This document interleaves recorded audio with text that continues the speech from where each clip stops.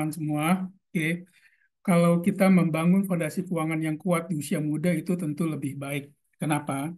Karena keuangan yang dikelola dari sejak usia muda itu akan memberikan kita keuntungan pada saat kita sudah memasuki tahap dewasa.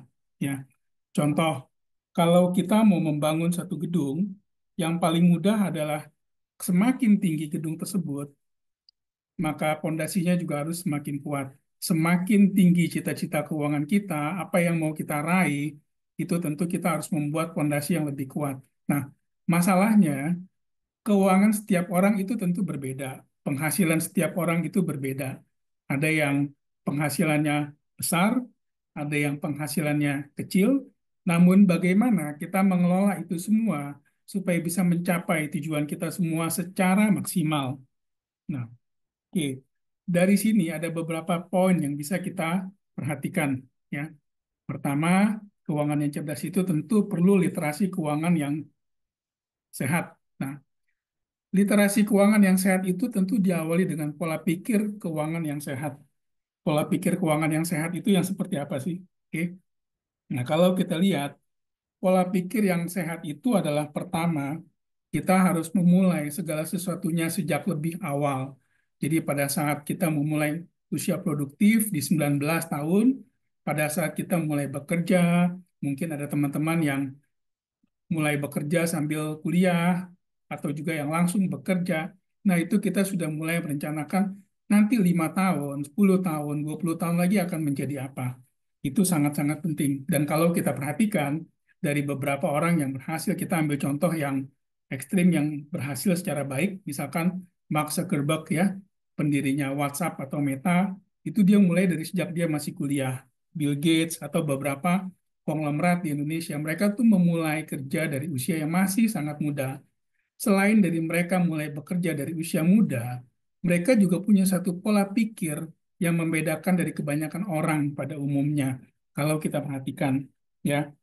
Nah, kalau kita contoh deh sekarang gini. Ini kan rata-rata usianya di sini mungkin antara 19 sampai 30 tahun, meskipun mungkin ada yang lebih, ya. Nah, kita katakan secara intermezzo aja, generasi Gen Z dan generasi milenial. Kalau generasi milenial itu yang dilahirkan antara tahun 1981 sampai 1996, kemudian Gen Z adalah 1997 sampai dengan 2012. Dari situ saja, kalau kita perbandingan dari penghasilan setiap bulan yang mereka peroleh itu ada sedikit perbedaan. Contoh, pada saat terima penghasilan, generasi milenial biasanya akan utamakan untuk cicilan motor atau mobil. Namun, untuk generasi Gen Z, mereka akan lebih mengutamakan shopping skincare, sepatu, pakaian, dan sebagainya. Kita katakan saja Gen Z ini yang saat ini di usia sekitar 20-an, sedangkan generasi milenial itu yang di usia 30-an. Ya. Kemudian kalau dapat penghasilan juga nih, habis gajian misalkan, Gen Z tuh nonton festival, terus bayar membership YouTube, bayar membership Netflix, Spotify, dan lain sebagainya. Tapi kalau generasi milenial, itu dia udah lain. Dia udah mulai fokusnya untuk misalkan, oke, dapat gaji, dia rencanain untuk ajak keluarga atau adiknya jalan-jalan, ya. Dia juga mulai memperhatikan kesehatan, dia membership gym, ya. Kemudian kalau generasi milenial itu dari penghasilan yang mulai disisihkan untuk menabung DP rumah atau mulai cicil mobil motor ya.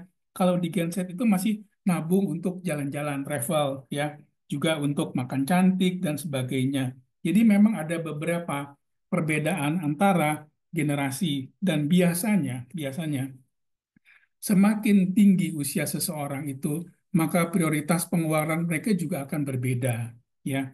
Nah, yang penting pada saat kita harus perhatikan adalah bagaimana kita merencanakan akan masa depan kita sejak awal. Jadi kita rencanakan kita nih ke depan mau seperti apa sih gitu ya. Pertama kita jadi harus tahu pola pikir keuangan yang sehat, kita rencanakan secara baik, dan yang paling utama dari itu semua, sejak usia dini kita belajar bertanggung jawab atas keputusan keuangan yang kita ambil. Ya. Nah, kalau kita lihat lagi dari perencanaan keuangan, dari pola pikir yang sehat, tanggung jawab. Nah, dari sini kita bisa sebetulnya kita bagi dua. Pertama, berapa sih penghasilan kita, berapa sih pengeluaran kita. Ya, biasanya kalau kita bekerja, penghasilan itu pasti satu, gaji.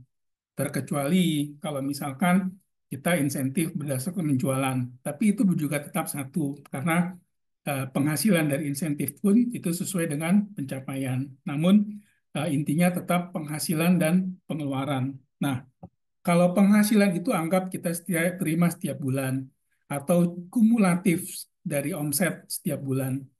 Pengeluaran itu kita bisa bagi beberapa, ya. Jadi pada saat kita membuat perencanaan keuangan, kita bisa membuat anggaran bulan yang mencakup itu pengeluaran tetap, pengeluaran tidak tetap. Contohnya apa sih? Pengeluaran tetap itu misalkan nih, kita bayar sewa kos atau kita bayar cicilan mobil atau rumah gitu, ya. Atau kita bayar cicilan handphone kalau kita lagi ada handphone, ya. Sedangkan kalau kita pengeluaran yang tidak tetap, itu contohnya kita makan, ya, kita jalan-jalan atau kita staycation gitu, ya. Nah, itu kita harus bedakan. Pertama, kita harus tahu dulu pengeluaran tetap dan pengeluaran yang tidak tetap. Oke. Kemudian dari pengeluaran itu kita juga mesti tahu pengeluaran itu ada yang jangka pendek, ada yang jangka menengah, ada yang jangka pandang. Contoh, kalau kita bilang jangka pendek, ya, kalau kita misalkan mau menabung untuk kuliah, kita saat ini di usia 19 atau katakan di usia 20, maka kita tuh harus tabung, paling tidak kita harus bisa mulai kuliah di usia 21, 22. Jadi dalam waktu 1 tahun, 2 tahun kita sudah harus dapat itu. Atau kita mau beli DP mobil atau DP rumah, kita sudah harus peroleh itu karena sesuai dengan kebutuhan kita. Ah, mau punya mobil nih di usia segini, kita tabung. Nah, kalau di bawah 3 tahun itu kita katakan adalah jangka pendek. Sedangkan kalau misalkan kita untuk jangka menengah 3 sampai dengan 7 tahun, ya, itu kita bisa kategorikan sebagai jangka menengah. Sedangkan kalau di atas 7 tahun itu biasanya untuk jangka panjang. Jangka menengah itu relatif. Kita bisa katakan untuk angsuran mobil, sedangkan untuk jangka panjang itu untuk angsuran rumah. Ya. Kemudian apalagi kita selain kita tahu pengeluaran, pemasukan, jangka waktu, perencanaan keuangan, yang perlu kita siapkan untuk masa depan yang berkualitas adalah kita harus punya dana darurat. Berapapun penghasilan kita harus punya dana darurat. Kenapa sih kita harus punya dana darurat? Dana darurat itu adalah sebagian dari hasil penghasilan kita yang kita sisihkan. Ingat ya, kita sisihkan. Jadi kita bangun dana darurat itu. Berapa besar dana darurat itu? Dana darurat yang disarankan sebetulnya adalah 3 sampai dengan 6 bulan gaji. Kenapa kok 3 sampai 6 bulan gaji? Itu adalah jangka waktu normal. Misalkan kita sakit nggak bisa bekerja, atau kita jangan sampai kena PHK, atau misalkan ada keluarga yang sakit perlu bantuan. Jumlah itu biasanya akan mencukupi. Itu pun ada saja kondisi yang bisa melebihi jangka waktu 3 bulan, 6 bulan tersebut. Tapi paling nggak kita sudah punya pegangan. Oke. Kemudian apalagi perencanaan keuangan yang baik. Seperti sudah kita ketahui, kita juga bisa melindungi harta kita itu dengan asuransi. Jadi kalau teman-teman bilang ada teman-teman yang menawarkan asuransi apa semuanya, kita jangan antipati dulu. Kita terima saja, kita pelajarin, kita ambil asuransi yang terbaik buat kita, ya. Karena asuransi itu akan melindungi diri kita dari jiwa, kesehatan, juga dari harta kita. Contoh kan ada, kalau kita nyicil mobil, cicil motor, itu pasti ada asuransinya. Kenapa? Itu untuk menjaga jangan sampai sewaktu-waktu atau hilang itu nggak ada backupnya, ya.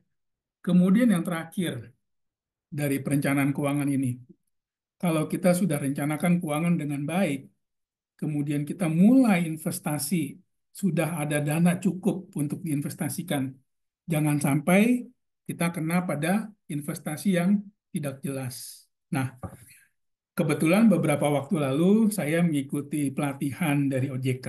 OJK itu adalah Otoritas Jasa Keuangan yang mengawasi lembaga keuangan di Indonesia.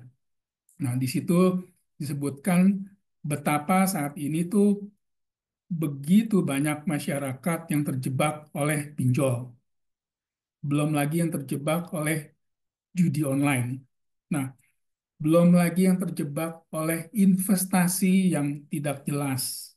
Ya, yang pertama, pinjol dia karena ingin memenuhi kebutuhannya, kepuasannya, langsung pinjam sana sini nggak pikirkan angsurannya.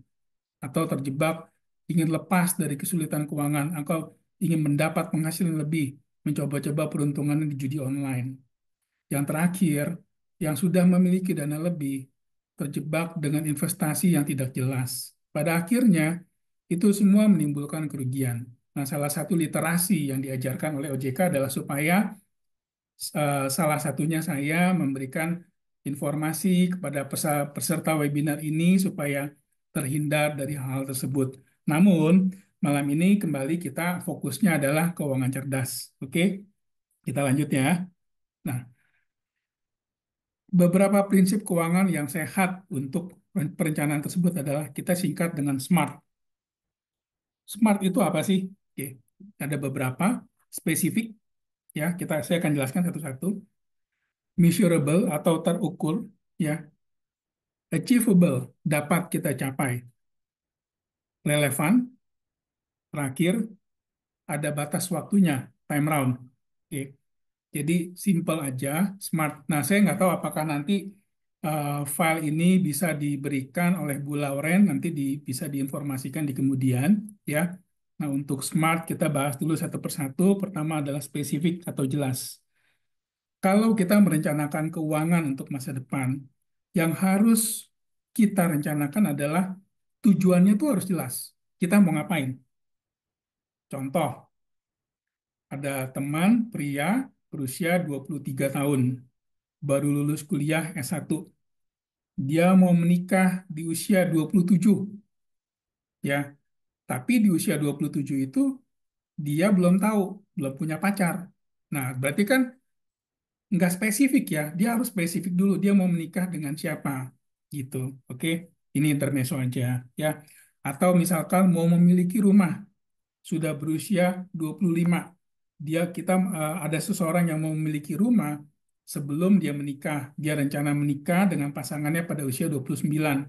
Berarti selama 4 tahun dari usia 25 ke 29, dia sudah harus bisa membayar DP dari rumah tersebut. Ya, jadi tujuannya tuh harus spesifik. Kenapa? Dengan tujuan yang spesifik, kita bisa tahu berapa besar yang mau kita capai, berapa besar yang harus kita sisihkan. Itu. Oke.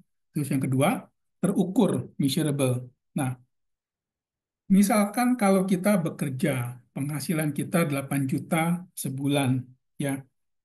Kita mau beli mobil, katakan yang lagi tren, mobil listrik yang harganya 500 juta. Cicilannya berapa? Mungkin yang paling panjang 5 tahun. Cicilannya tuh paling tidak minimal 6 sampai 7 juta. Itu pun dengan DP yang cukup besar. Misalkan DP-nya 200-300 juta gitu. Ya kan 20 atau 30% ya dari nilai mobilnya. Nah, itu kan jadi sesuatu yang istilahnya nggak benar gitu. Terukurnya tuh nggak terukur secara logik itu nggak terukur dengan baik. Karena kalau penghasilan kita hanya 8 juta sebulan, namun kita menghabiskan cicilan kita untuk sesuatu yang bersifat konsumtif maupun produktif, namun jumlahnya melebihi persentase tertentu, itu sama sekali sudah tidak terukur ya. Jadi istilahnya sudah melebihi batas kemampuan kita. Nah, itu sangat-sangat berbahaya sekali karena kalau kita mau ngambil angsuran atau kita mencapai satu target yang melebihi kemampuan kita itu juga sangat berbahaya. Pada akhirnya kita bisa kecewa sendiri, frustasi ya. Selanjutnya achievable dapat dicapai. Contoh ya, kalau kita mau beli satu barang, barang tersebut memang tersedia. Ya, misalkan nih, kita mau beli iPhone 16. iPhone 16 kan saat ini kan nggak bisa, belum bisa tersedia di pasar, ya nggak? Kecuali mungkin sekitar bulan Mei atau Juni ya, itu sudah tersedia mungkin. Tapi saat ini, di bulan ini, Februari 2025, kita belum bisa beli iPhone 16 saat ini, karena memang belum tersedia. Jadi, memang sesuatu tuh kalau kita rencanakan tuh pertama kita harus spesifik, kita harus bisa ngukur, kita juga harus bisa mencapainya. Karena kalau nggak nanti apa yang kita rencanakan itu akan sia-sia dan membuat kita frustasi. Ya, itu penting, penting banget ya. Jadi harus realistis. Oke. Selanjutnya adalah apapun yang kita cita-citakan, apapun yang kita rencanakan, itu harus relevan. Relevannya dalam hal gini, yang pola pikir kita, kalau kita fokus untuk menikah di usia tertentu, katakan usia 27, tapi kita mau saat ini usia 25, kita mau nikah di usia 27, dan kita mau punya rumah meskipun kecil di usia 29. Ya, jadilah pasangan tersebut menikah di usia 27. Namun, perlu tempat tinggal kan? Malu gitu katanya kalau di Pondok Mertua Indah. Nah, mereka menyewa apartemen. Mereka harus sewa apartemen sambil mengumpulkan DP buat rumah. Tapi pada saat berjalannya waktu, ternyata mereka butuh sarana transport karena kalau pakai angkutan umum capek sekali. Katakan kalau kita lewat stasiun Manggarai itu kan, waduh, capek sekali ya, tapi ya dijalanin aja gitu ya.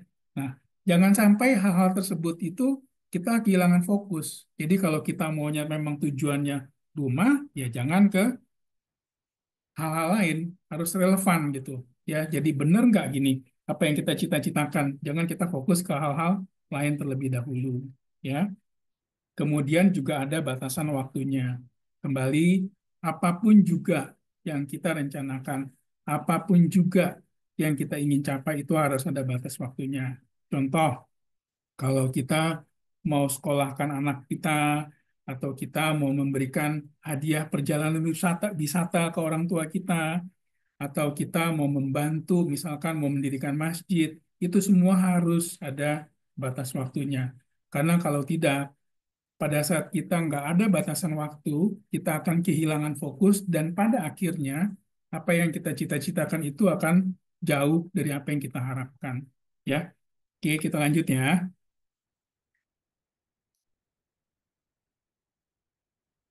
Oke. Nah, dari keempat prinsip tersebut, ya tadi kan kita bilang nih, ya ada SMART, ya ada yang namanya SMART, itu kita lanjut lagi spesifik, measurable, achievable, ya, relevan, time bound, ya, ada batas waktunya. Sebetulnya dari itu semua kita harus membuat skala prioritas. Jadi dari slide-slide di atas itu kita harus membuat skala prioritas dari penghasilan kita dulu, ya. Kenapa harus dibuat skala prioritas? Karena dengan kita membuat skala prioritas itu akan sangat memudahkan kita untuk kontrol. Pertama, dari penghasilan kita, kita tahu, katakan kita punya penghasilan 10 juta. Oke, kita tahu berapa sih dari dengan persentase yang di layar ini, kita katakan 10% adalah untuk ibadah atau untuk kegiatan sosial, ya. Jadi dengan segala bentuknya, ibadah maupun sosial, 10% itu berarti 1 juta. Kemudian, ingat, kita juga harus punya dana darurat. Kita ada 20% tabungan, kita sisihkan. Ingat ya, kita sisihkan ya, karena ini adalah yang paling utama. Kita harus bangun dan dana darurat, baru setelah ada dana darurat, lebihnya itu yang nanti akan diinvestasikan. Oke? Jadi 20% itu untuk tabungan, itu sudah 30%. Kemudian, Pak, kalau saya gaji 10 juta, 10 buat ibadah dan sosial, 20 buat tabungan. Terus kapan saya bisa nabung segala macam, apa, untuk cicilan segala macam? Kan saya perlu pakai HP baru, saya juga perlu dong pakai gaya baru juga, pakai pakaian baru yang stylish juga, trendy. Boleh, boleh itu semua. Kartu kredit boleh, pay later boleh. Tapi batasi tidak lebih daripada 30%. Katakan penghasilan kita 10 juta, jangan total cicilan kita, total hutang kita, total angsuran kita. melebihi 30% dari penghasilan kita. Jadi kalau misalkan penghasilan kita sebulan 10 juta, total cicilan kita itu jangan melebihi 3 juta. Kenapa? Karena kalau melebihi 3 juta, itu biasanya akan merepotkan. Nah, angka 30% dari mana sih, Pak? Angka 30% itu biasanya udah dari penelitian, dari banyak dari literasi keuangan. Saya juga dapat ini angka ini dari Otoritas Jasa Keuangan maupun dari sumber-sumber literasi keuangan lainnya. Ya, jadi itu memang sudah rumusnya. Kemudian untuk yang lain itu gimana, Pak? Nah, besarannya itu biasanya 40%. Kenapa sih 40%? Karena memang saat ini juga kebutuhan itu tidak murah, ya. Katakan bahkan sebetulnya dengan 4 juta sebulan itu sangat berat loh di Jakarta, ya. Ada transport, memang kalau ke Jaklingko kan termasuk gratis, ya. BBM juga, ya. Kemudian juga ada hal-hal lain yang istilahnya uang makan sehari-hari, ya. Itu juga kan kita harus siapkan, harus sisihkan, harus cukup. Nah, kemudian ada nih saya sempat baca beberapa kali literasi. Pak, kalau kita punya gaji 5 juta, gimana caranya sih bisa dapat 100 juta pertama? Oke, dikalilah 5 juta dengan sisa tabungan apa segala macam 2 juta. Kita juga harus sisihkan gitu, ya. Nah, katakan 5 juta, kita sisihkan 20%, berarti 1 juta. Untuk dapat 100 juta, berarti harus 100 bulan dong. Ya nggak? Nah, 100 bulan itu kan berarti berapa tahun? Itu cukup lama, hampir 10 tahun kan? Nah, itu dari apa yang diinvestasikan itu kita berharap secara positif kita investasikan memiliki hasil yang lebih, jadi eksponensial. Namun, tetap harus berhati-hati.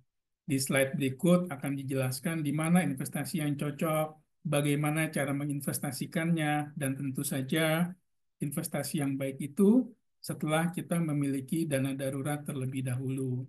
Ingat ya, kita bisa menabung seperti hitung-hitungan di atas kertas secara ketat gitu. Tapi kita ini kan hidup sebagai makhluk sosial. Nah, pada saat kita sebagai makhluk sosial, entah satu saat ada anggota keluarga yang sakit atau ada teman yang istilahnya eh, sakit berat atau apa ya, sakit berat gitu atau ya, itu perlu kita bantu. Karena kita makhluk sosial. Satu saat mungkin juga nggak harus berupa bantuan berupa materi, namun berupa perhatian. Nah, nggak ada salahnya kalau memang kita ada dana tabungan, kita juga bantu. Jadi kita nggak hanya fokus untuk nabung dapat 100 juta dulu atau bagaimana, enggak. Ya kita tuh makhluk sosial yang kita juga harus ada perhatian ke orang sekitar kita. Ya, jadi prinsipnya adalah selain smart tadi, ya kita juga harus ada persentase yang bisa kita atur dari penghasilan kita setiap bulannya. Yang paling utama kita harus sisihkan, bukan kita sisakan. Itu fokus kita, ya. Oke. Kemudian kalau kita lihat nih, berarti rata-rata tujuan keuangan kita di masa depan apa sih? Nah, dari sekian banyak nih, beberapa coba saya rangkum. Pertama, punya rumah. Nah, rumah ini juga ada beberapa nih kategorinya. Ada sebagai tempat tinggal atau juga sebagai investasi. Yang bagaimana sebagai investasi?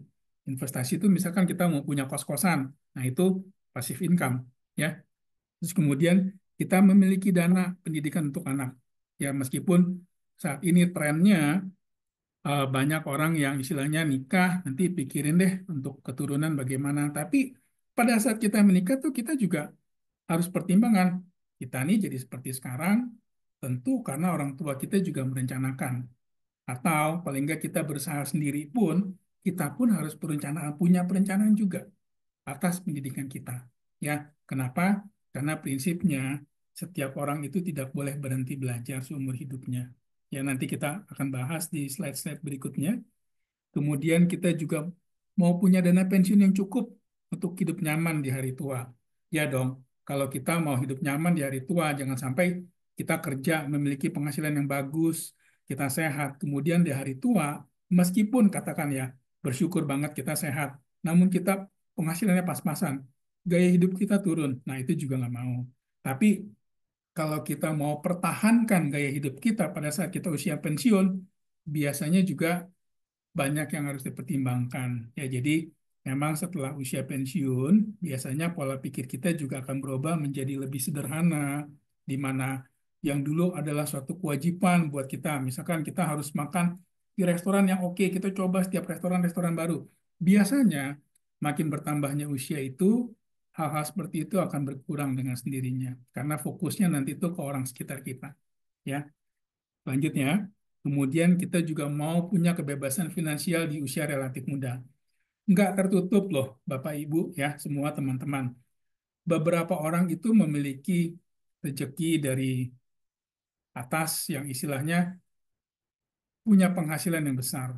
Dan yang memang kalau kita pikirkan, wow, bisa aja seseorang nih misalkan di usia 22, 23 setelah dia lulus kuliah, dia kerja, kemudian mendadak di usia 29, 30 karena bekerja dengan baik, mendapat penghasilan yang dia besar, karena dapat promosi, dapat langsung posisi bagus. Nah, itu juga kan dia bisa istilahnya mengumpulkan lebih banyak, bahkan bisa istilahnya punya kebebasan finansial di usia relatif muda.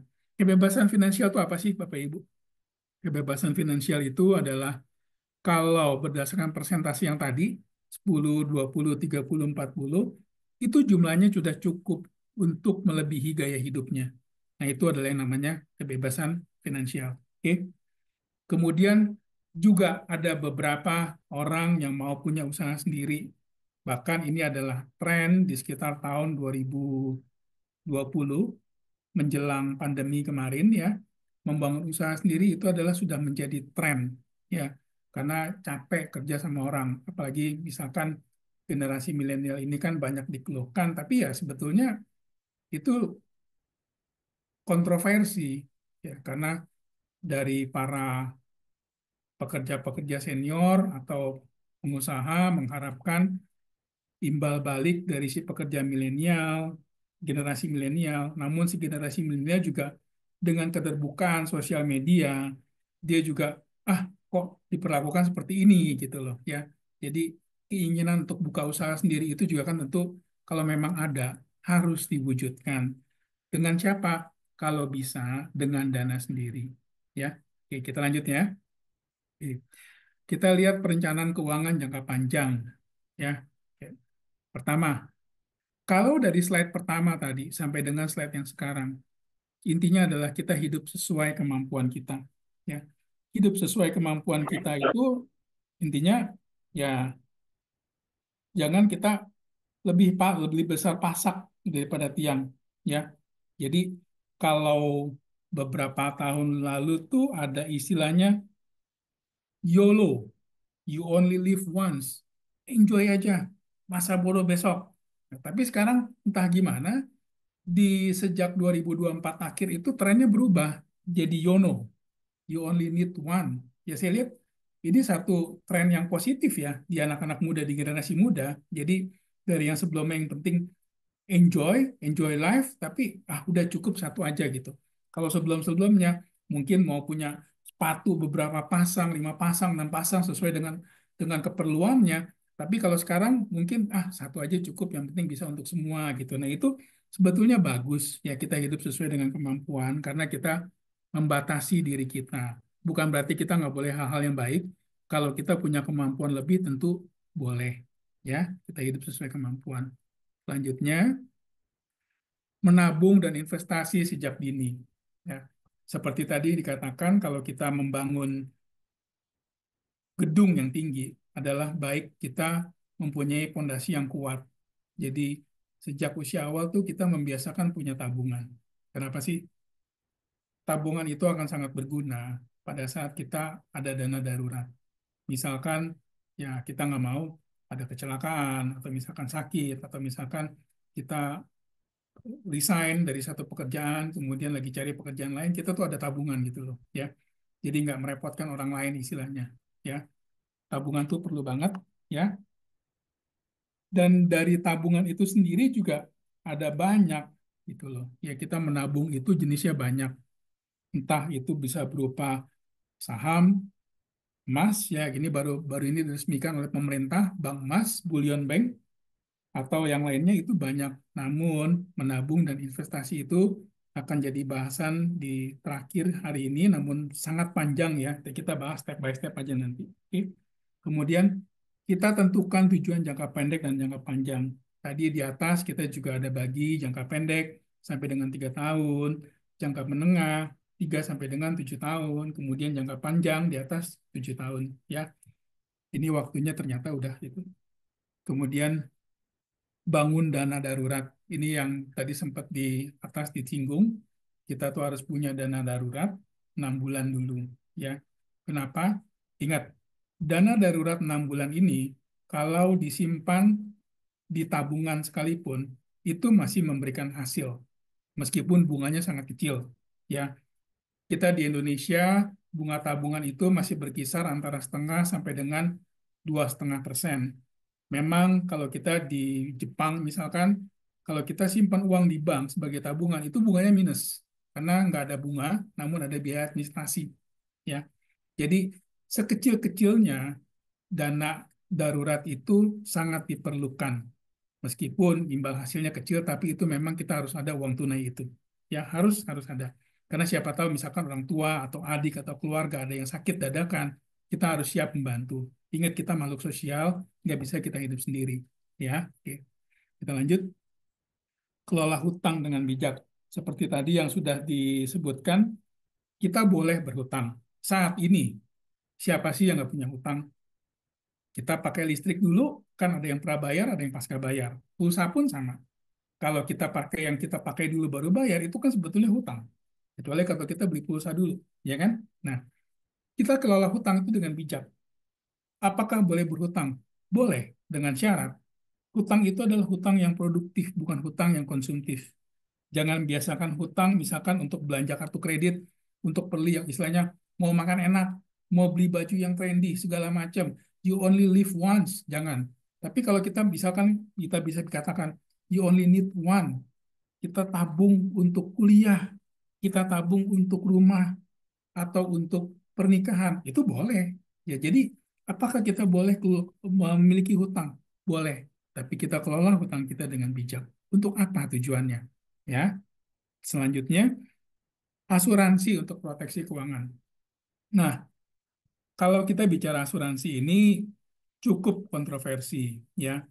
Beberapa tren berita di belakang ini ada asuransi yang tidak membayar polisnya, namun ada juga umumnya sih dibayarkan, ya. Alangkah baiknya kalau kita memiliki asuransi entah itu untuk jiwa, untuk kesehatan, atau untuk harta kita. Minimal kita punya BPJS, ya. Jadi kalau ada rekan-rekan yang di sini, Bapak Ibu semua, paling tidak jadilah anggota BPJS. Kenapa? Karena pada saat kita sakit atau kita membutuhkan biaya pengobatan lebih, itu semua akan ditanggung oleh BPJS. Memang BPJS tidak menanggung semua jenis penyakit, tapi paling tidak itu akan membantu. Kalau kita jadi karyawan suatu perusahaan, kita akan tertolong karena BPJS itu akan sangat membantu. Kita biasanya didaftarkan itu kan sebagai suatu kewajiban ya bagi perusahaan yang memiliki pegawai. Namun kalau kita yang wira swasta sendiri, nggak ada salahnya kita jadi anggota BPJS minimal. Kalau mau lebih baik, tentu asuransi swasta. Ya, asuransi pun ada yang banyak macamnya.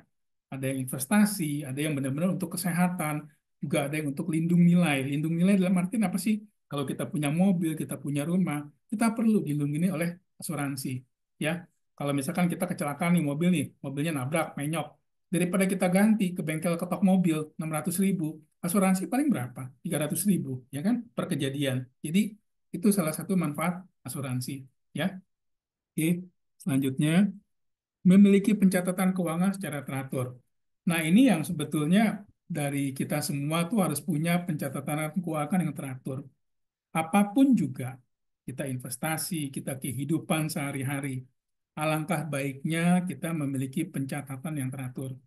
Meskipun pada prakteknya yang saya lihat, 95% orang pencatatan keuangannya berdasarkan ingatan saja. Jadi, oke, bulan ini habis berapa berapa berapa berapa. Tapi tapi saya sangat sarankan sekali waktu Bapak Ibu, rekan-rekan boleh membuat hitungan di atas kertas. Berapa sih pengeluaran saya yang tetap setiap bulan? Berapa sih pengeluaran yang tidak tetap setiap bulan? Mana yang bisa dihemat? Mana yang tidak? Apa yang mau direncanakan? Sekali Bapak Ibu bisa buat itu, pencatatannya itu akan sangat membantu. Dan catatan itu harus direview. Apalagi kalau Bapak Ibu sudah punya pacar, mau menikah, lebih baik terbuka perencanaan keuangannya seperti apa. Itu sangat amat membantu. Ya, kita lanjut ya, karena ini waktunya udah mepet. Oke. Kemudian dari itu semua kan banyak ya tadi ada yang asuransi apa semua segala macam gitu. Intinya tuh sebetulnya adalah kita tuh harus tingkatin literasi keuangan kita juga. Caranya gimana sih tingkatin literasi keuangan kita? Ya kita harus belajar.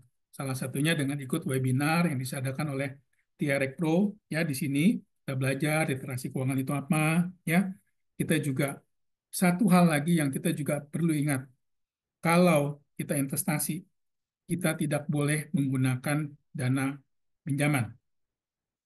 Ya, nah menarik kalau kita merencanakan keuangan di masa yang akan datang dengan penghasilan yang misalkan 10 juta sebulan. Bagaimana kita mendapatkan uang tunai 100 juta secara psikologis? Kalau kita dapetin uang 100 juta pertama di tabungan, itu ke depannya akan sangat bagus. Itu namanya efeknya efek bola salju. Ya, nah itu yang paling penting ya, sebelum kita mulai berinvestasi. Pertama, kita sudah tahu tujuan kita, perencanaan kita semua, kita baca literasi terkait, jangan pernah investasi dengan menggunakan dana pinjaman. Jadi jangan pernah misalkan kalau kita dengar, wah kita pakai pay later untuk menghemat pengeluaran, tapi di satu sisi kita buat investasi. Salah, salah. Kita sisihkan dulu sampai benar-benar dana darurat itu ada, kita simpan keep. Nah, setelah ada dana darurat, misalkan dana darurat bulan ke-7, 8, 9, 10, bulan ke-7, 8, 9, 10 itu yang kita investasikan. Ingat itu. Ya. Kemudian kita juga punya penghasilan tambahan. Ya, saat ini banyak sekali teman-teman yang selain penghasilan utamanya dari sosial media, dari YouTube, dari Instagram semua ya, kita juga punya sumber penghasilan tambahan karena sebetulnya kalau kita katakan sumber penghasilan tambahan itu cukup banyak, kita bisa jualan online segala macam ya, itu sangat sangat menarik sekali ya. Istilahnya yang penting kita mau mau usaha pasti ada jalannya ya. Kemudian jangan ragu terkait sama yang pertama tadi, tingkatkan literasi keuangan, jangan pelit untuk investasi dalam pengembangan diri. Contoh, kalau Bapak, Ibu semua, teman-teman eh, mau untuk happy, makan senang, nonton konser, enjoy, travel dengan orang tercinta atau dengan keluarga, bagaimana kalau misalkan kita tuh buat diri kita sendiri? Apakah investasi keuangan itu sudah sesuai atau belum? Ya, kita pilih investasinya itu kita harus buat diri kita sendiri. Jangan ragu untuk mengikuti seminar. Jangan ragu untuk mengikuti YouTube atau Instagram ya yang terkait dengan pengembangan diri. Jangan ragu ya. Kebetulan kali ini kan kita bahas mengenai keuangan, tapi juga kan ada untuk pemasaran diri sendiri, memasarkan diri sendiri atas karir kita, bagaimana tips-tipsnya.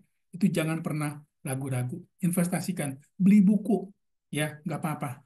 Itu harus. Kemudian kita juga kalau sudah itu semua kita bisa pilih kita mau investasi yang mana ya. Kalau kita sudah pelajarin investasi yang cocok, misalkan kita mau dalam bentuk emas, saham, kripto, ya saat ini yang lagi tren kripto, ya, atau mau yang paling aman, obligasi.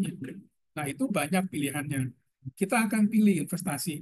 Bahkan ada juga yang investasinya tuh maunya itu misalkan punya rumah kos. Nah, itu juga investasi. Maka itu setelah kita meningkatkan literasi kita, ya, dengan investasi untuk pengembangan diri, kita bisa punya pilihan. Jangan ragu-ragu juga untuk tukar pendapat. Namun, kita juga jangan terlalu serakah untuk terjebak ke investasi yang bodong. Ya, oke. Kemudian dari itu semua kita harus evaluasi atas catatan investasi kita secara berkala. Jadi kalau misalkan kita ada investasi emas, nah investasi emas itu kita harus tahu kita beli emas itu pada saat 1 gram nilainya berapa. Kemudian misalkan setelah 10 bulan, kita harus tahu tuh Ini udah nilai cerita emas tapi itu udah setelah 10 bulan nilainya berapa, ya. Jadi kita harus tahu evaluasi secara berkala. Atau misalkan kita investasi di kripto, pada saat kita beli berapa, pada saat kita jual berapa itu kita harus tahu juga. Kita juga tahu bagaimana trennya, ya. Kemudian saham juga kita harus tahu trennya, fundamentalnya, teknikalnya semua kita harus tahu, ya. Nah, jadi ini yang mungkin kita bisa bahas semua. Eh, Waktunya sangat terbatas, sudah 19.45. Intinya dengan perencanaan yang baik dan matang serta disiplin dalam menjalankannya, kita bisa mencapai berbagai tujuan jangka panjang dan kita bisa menikmati kehidupan yang lebih stabil di masa depan. Oke. Nah, kemudian dari sini yang mana yang kita mau utamakan? Saran saya patokan ke persentase tadi ya. 10%, 20%, 30%, 40%, buat perencanaan jangka pendek, jangka panjang, terukur apa yang mau dicapai, ya. Kemudian juga kita tingkatkan literasi keuangan kita, karena keuangan ini penting, bukan segalanya, namun penting, ya. Dari saya mungkin sekian dulu, Bu Loren, karena waktunya sangat terbatas, meskipun materinya kalau mau dibahas nih, apalagi investasi, sangat panjang, Bu Loren. Iya, terima kasih Pak atas materinya. Semoga untuk teman-teman juga dapat sekilas pemahaman tentang pentingnya investasi itu seperti apa di sekarang, apalagi kita masih muda-muda juga. Untuk itu kita mungkin buka sesi Q&A ya Pak, untuk Boleh, Q&A. boleh. Ya, Oke, sebentar ya. Ini untuk screen share-nya saya. ya di stop aja pas screen share. Oke. Hmm. Oke, bagi teman-teman yang ingin bertanya langsung nih tentang investasi atau ada yang penasaran tentang materi kita yang tadi, bisa segera bertanya di kolom chat atau bisa raise hand yang mau langsung tanya langsung biar lebih seru gitu. Kita tunggu sebentar ya, Pak. Ya,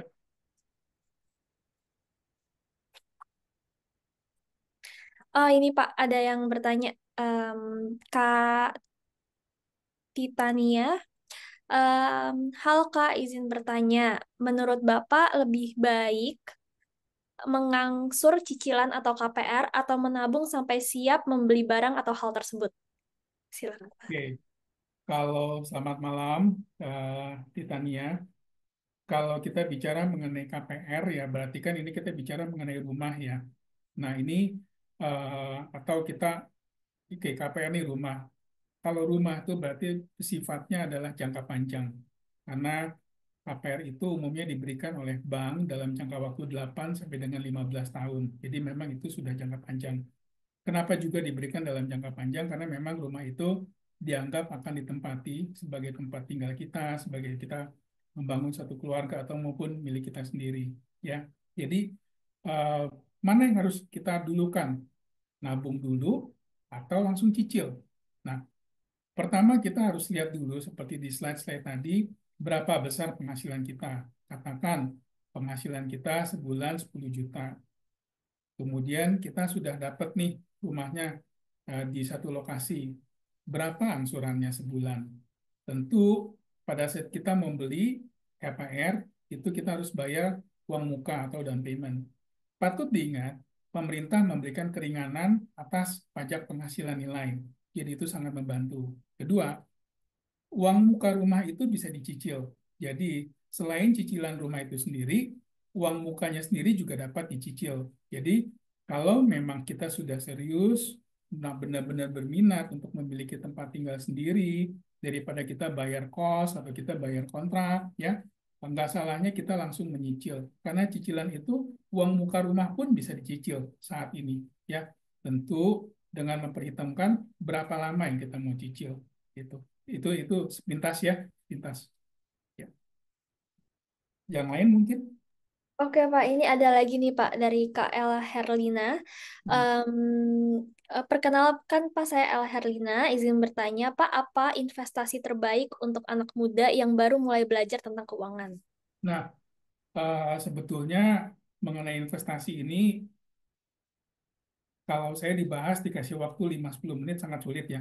Karena investasi itu eh, bisa makan waktu berjam-jam. Nah, investasi yang terbaik buat anak muda ini saya katakan relatif.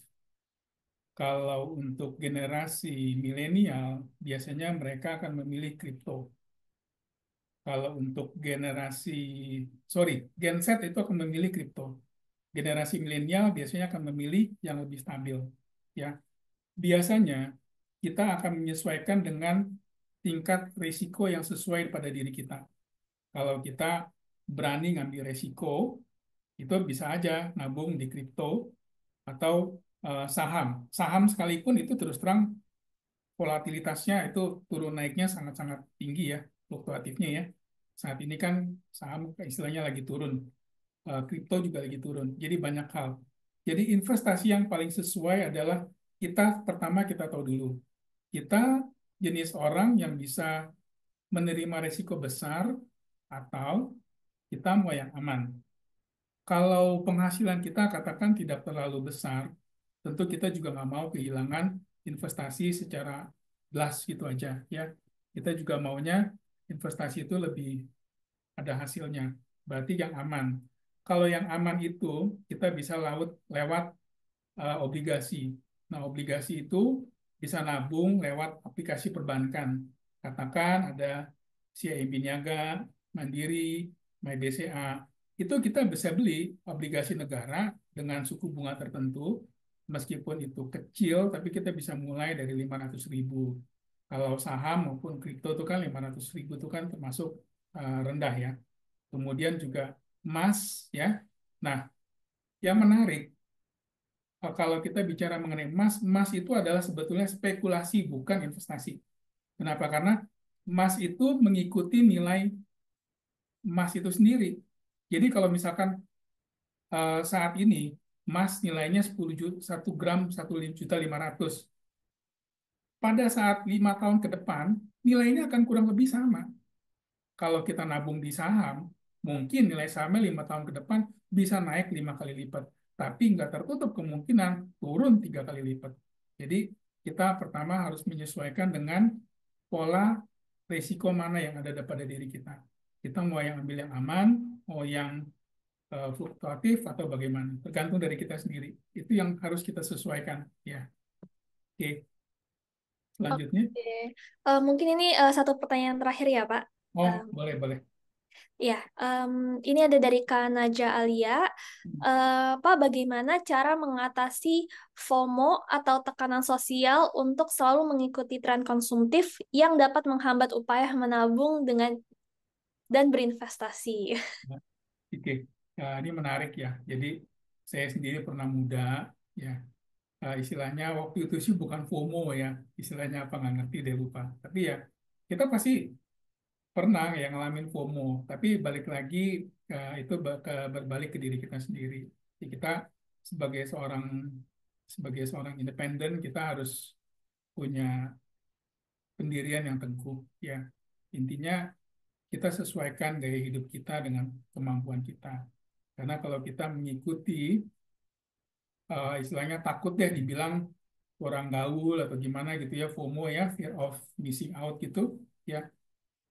Kalau nantinya kita membeli sesuatu dengan pengeluaran yang lebih, contoh gini, kita mau iPhone, kita mau iPhone 15 Pro gitu ya, iPhone 15 Pro, kita bisa beli, kita bisa nyicil pertama tuh kita bisa beli.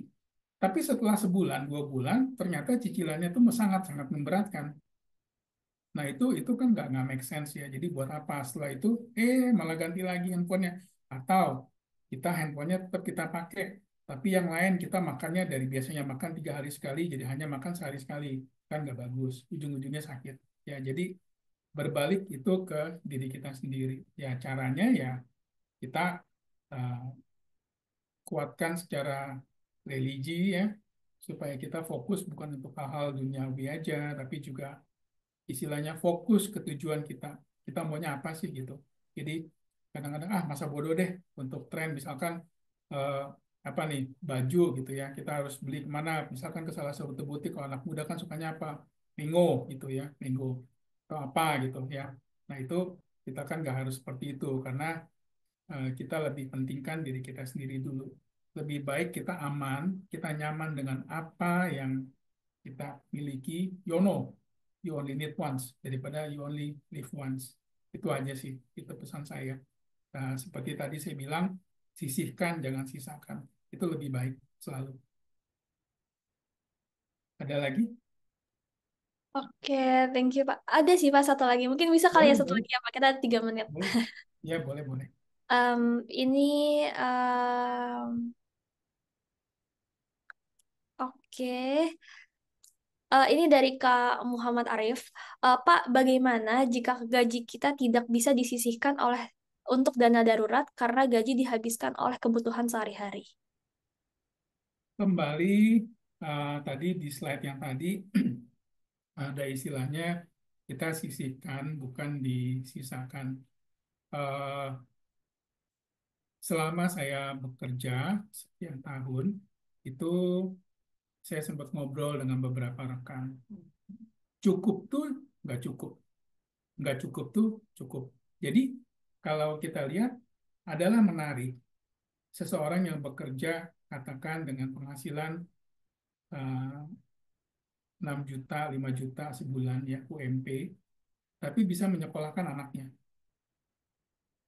hingga jenjang yang lebih tinggi dari orang tuanya. Katakan gini, seseorang bekerja sebagai seorang security, namun dia bisa menyekolahkan anaknya hingga kuliah. Kok bisa, Pak? Padahal kita tahu loh, kenaikan gaji seorang security itu nggak banyak, karena ngikutin UMP. Ya. Jadi, kembali ke pola pikir kita. Kalau kita mau mencukupkan biaya hidup kita, menyesuaikan penghasilan dan pengeluaran kita, itu akan cukup. Tapi kalau kita lost control, itu kita nggak akan cukup. Jadi saran saya, bagaimana sih supaya kita bisa nabung? Pertama, kita harus tahu dulu berapa besar penghasilan kita. Kedua, kita buat kebutuhan kita atau pengeluaran kita setiap bulannya berapa. Mana yang harus diatur secara tetap, mana yang enggak. Nah, yang tidak secara tetap itu yang kita hemat, ya. Itu yang kita hemat. Jadi kalau ada pepatah cukup itu cukup, nggak cukup ya nggak cukup gitu loh. Jadi balik lagi saran saya, buatlah catatan atas penerimaan, penghasilan dan pengeluaran-pengeluaran kita. Pengeluaran-pengeluaran pun diatur mana yang harus dalam artian kita nggak bisa hindari nih. Contoh, selain misalkan angsuran cicilan, mungkin untuk kesehatan ya kita nggak tahu ya. Nah itu kita harus sisihkan itu semua. Kita bisa klasifikasikan pengeluaran-pengeluarannya, mana yang bisa dihemat, mana yang tidak. Jadi kemudian dari situ kita kalau secara keuangan itu ada yang namanya bola salju ya. Nah, kalau bola salju itu kita nabung dari sedikit sedikit. Kalau bola salju itu kan istilahnya kalau digelindingin dari atas ke bawah itu biasanya akan eh, dari kecil lama-lama jadi besar. Ya, nah ini istilahnya itu teori bola salju. Itu terkait sama nanti banyak beberapa hal juga sih sebetulnya kalau waktunya panjang ini seminar. Nah ini jadi kita mulai dari hal kecil kita dulu. Itu aja sih saran saya.